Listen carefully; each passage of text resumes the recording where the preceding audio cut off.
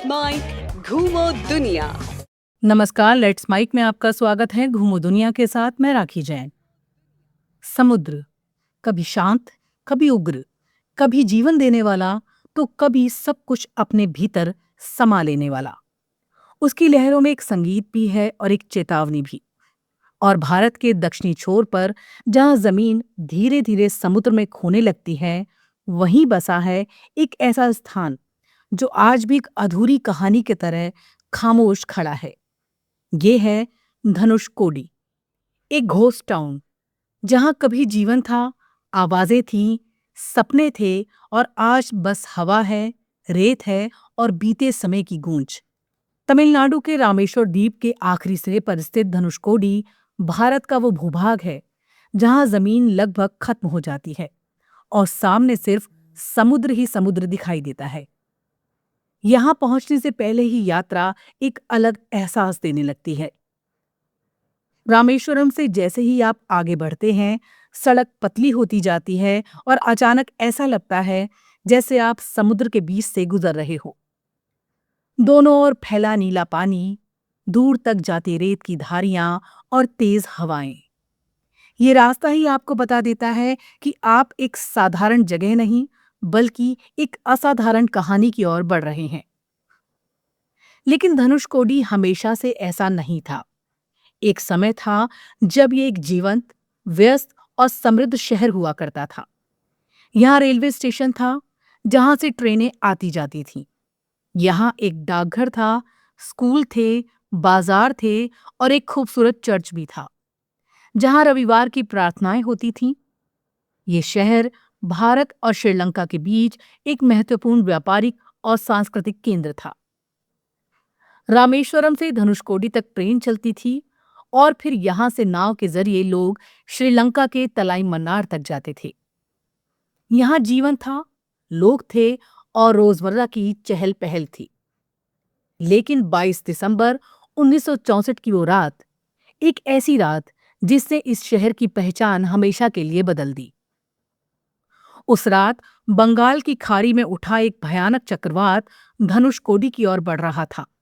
तेज हवाएं, भारी बारिश और समुद्र की ऊंची लहरें, सब कुछ मिलकर एक प्रलय का रूप ले चुके थे। रात गहराती गई और तूफान और भी खतरनाक होता गया।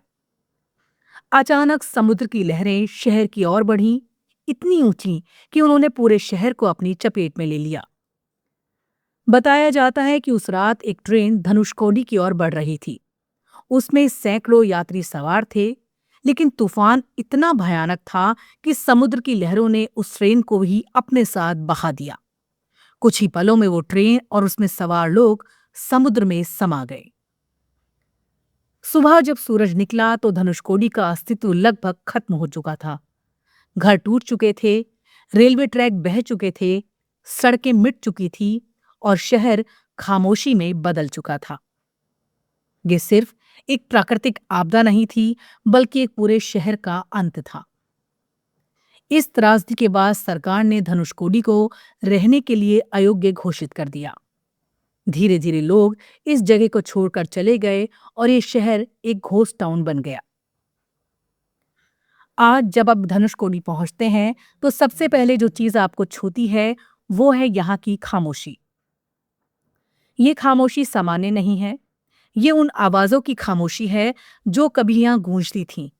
टूटी हुई दीवारें, आधे धसे हुए घर, बिखरे हुए पत्थर और रेत में दबे हुए रास्ते, ये सब मिलकर एक ऐसा दृश्य बनाते हैं जो आपको भीतर तक झकझोर देता है।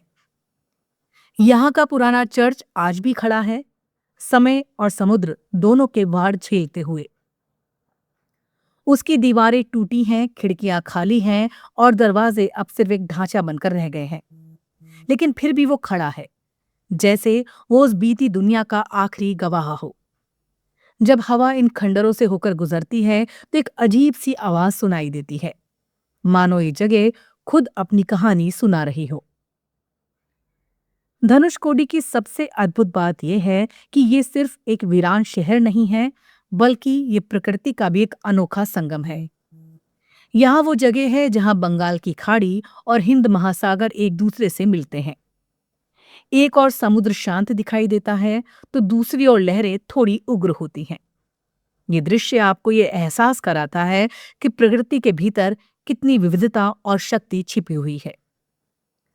यहाँ खड़े होकर आप सिर्फ एक दृश्य नहीं देखते, बल्कि एक एहसास महसूस करते हैं कि जीवन और विनाश दोनों एक ही जगह पर मौजूद हो सकते हैं। धनुषकोडी का महत्व केवल इतिहास और प्रकृति तक ही सीमित नहीं है। ये स्थान धार्मिक दृष्टि से भी अत्यंत महत्वपूर्ण माना जाता है।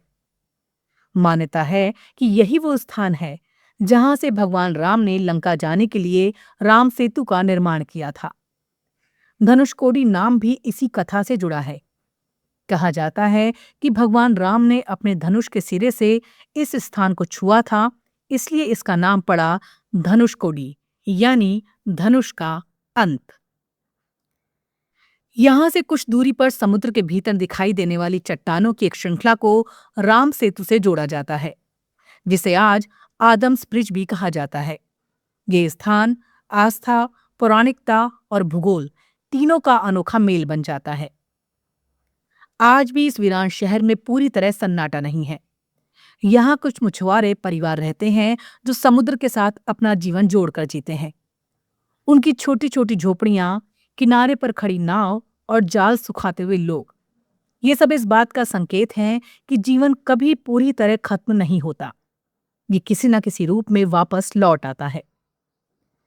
धनुषकोडी की यात्रा सिर्फ एक पर्यटन स्थल की यात्रा नहीं है, बल्कि ये एक भावनात्मक अनुभव है। यहाँ आकर आप सिर्फ खंडहर नहीं देखते, बल्कि उन लोगों की जिंदगी को महसूस करते हैं जो कभी यहाँ रहते थे। आप उस रात की भयावहता को महसूस करते हैं जब समुद्र ने सब कुछ बदल दिया था। जब सूरज धीरे धीरे ढलने लगता है और समुद्र के ऊपर सुनहरी रोशनी फैल जाती है, तो धनुषकोडी का दृश्य और भी भावुक हो जाता है।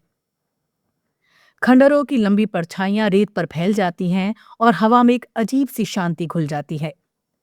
उस समय यहाँ खड़े होकर आपको ऐसा लगता है कि जैसे समय थम गया हो। यहाँ की यात्रा एक और खास अनुभव है, पंबन ब्रिज को पार करना। ये वही ऐतिहासिक पुल है जो रामेश्वरम को मुख्य भूमि से जोड़ता है। समुद्र के ऊपर बनाए पुल अपने आप में इंजीनियरिंग का एक अद्भुत नमूना है। जब ट्रेन या गाड़ी इस पुल से गुजरती है तो चारों ओर सिर्फ समुद्र दिखाई देता है। यह अनुभव यात्रा को और भी यादगार बना देता है। अगर आप धनुषकोडी जाने की योजना बना रहे हैं तो आपको सबसे पहले रामेश्वरम पहुंचना होगा।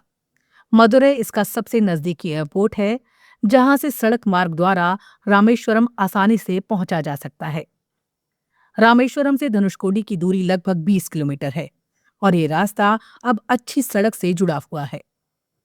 यहाँ घूमने का सबसे अच्छा समय अक्टूबर से मार्च के बीच होता है, जब मौसम सुहावना रहता है। गर्मियों में यहाँ तापमान काफी अधिक हो जाता है और धूप भी तेज होती है, इसलिए उस समय यात्रा थोड़ी चुनौतीपूर्ण हो सकती है। धनुषकोडी जाते समय कुछ सावधानियां रखना जरूरी है। यहाँ समुद्र के किनारे लहरें कभी कभी अचानक तेज हो सकती हैं, इसलिए सतर्क रहना चाहिए। साथ ही ये एक ऐतिहासिक और संवेदनशील स्थान है, इसलिए यहाँ साफ सफाई बनाए रखना और खंडहरों को नुकसान न पहुंचाना भी हमारी जिम्मेदारी है। धनुषकोडी हमें सिखाता है कि जीवन जितना नाजुक है, प्रकृति कितनी शक्तिशाली। जो शहर कभी लोगों की हंसी, सपनों और उम्मीदों से भरा हुआ था, वो आज खामोशी में बदल गया है। लेकिन उस खामोशी में भी एक कहानी है, एक ऐसी कहानी जो हमें ये याद दिलाती है कि समय सब कुछ बदल सकता है। और शायद यही वजह है कि धनुषकोडी सिर्फ एक घोस्ट टाउन नहीं है, बल्कि एक अनुभव है, एक एहसास है, एक ऐसी कहानी है जो खत्म होकर भी कभी खत्म नहीं होती।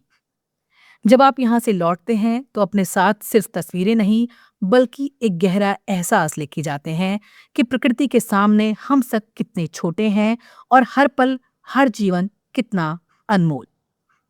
आज की यात्रा में फिलहाल इतना ही। अगली बार फिर चलेंगे किसी नई यात्रा पर। तब तक के लिए देखते रहिए, सुनते रहिए लेट्स माइक। नमस्कार। आप सुन रहे थे let's mic more than radio. Follow कीजिए हमें हमारे सोशल मीडिया प्लेटफॉर्म्स पर।